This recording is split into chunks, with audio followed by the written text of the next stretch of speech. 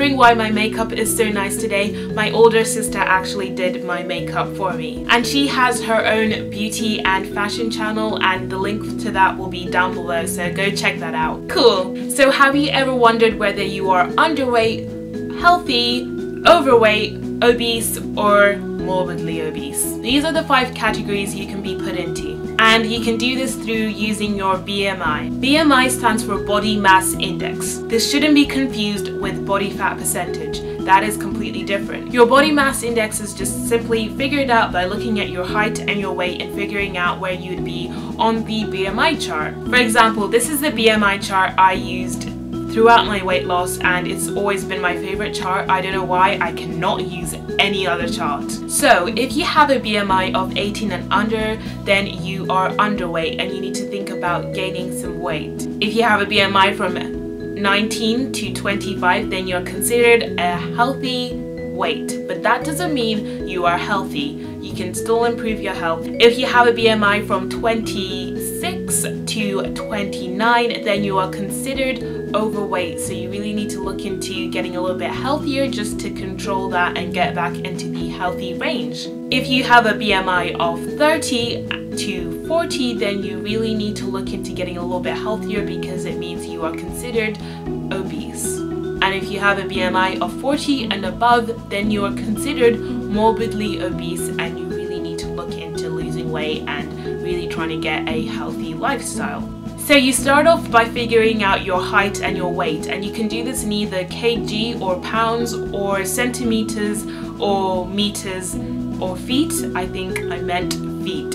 Once you figure that out, you can go onto the BMI chart and figure out your BMI by just going along and seeing where you are.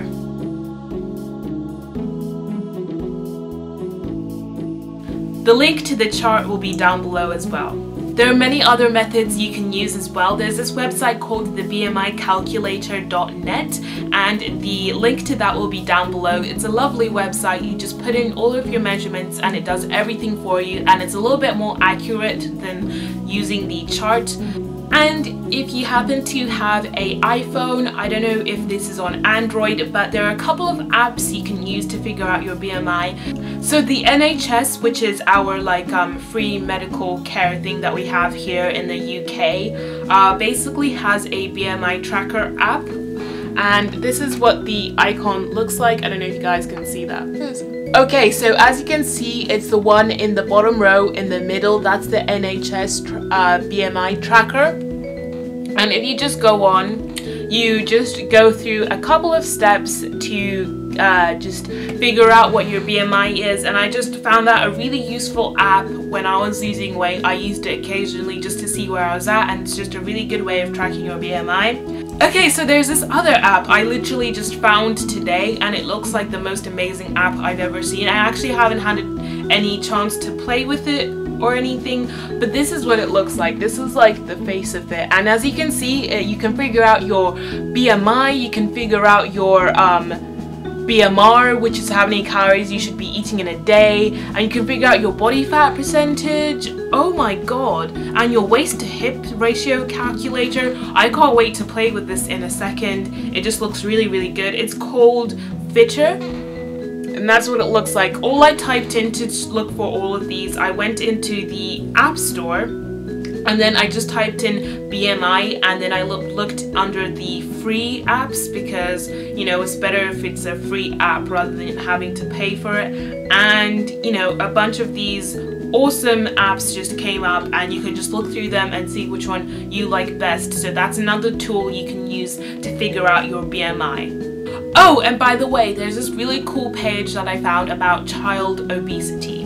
Now, if you are between the ages of 2 and 20, you're still considered a child. You're not considered a fully grown adult, so the BMI chart might not be as accurate for us as it is for adults.